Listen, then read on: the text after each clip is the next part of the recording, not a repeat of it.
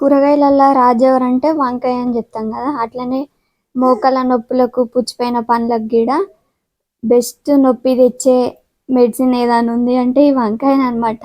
ఎందుకట్లా అంటున్నానంటే, ఈ వంకాయ తిన్న ప్రతిసారి మోకాళ్ళ నొప్పులు స్టార్ట్ అయితున్నాయి.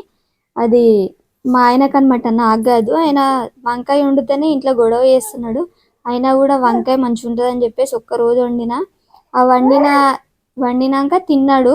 ఒక్కటే పూటకి తిన్నాడు. నెక్స్ట్ టైంకి నొప్పులు స్టార్ట్ అయిపోయినాయనమాట. అసలు వంకాయకి, ఈ మోకాళ్ళ నొప్పులకి, పుచ్చిపోయిన పళ్ళకి కారణం ఏముంటదో తెల్వదు గానీ, వంకాయ తింటే మాత్రం ఖచ్చితంగా నొప్పులొస్తాయనమాట. మీకు ఎవరి మీదనన్నా కోపం ఉన్నదనుకో, ఖచ్చితంగా ఈ వంకాయ వండి పెట్టండి. దెబ్బకే 4 రోజులు ఇంట్లో వండుకుంటారు. కోపం చల్లారిపోతదనమాట. అండ్ అట్లనే ఈ ప్రాసెస్‌లోకి వెళ్తే నేనైతే ఇలా సింపుల్‌గా వంకాయ కర్రీ చేసిన.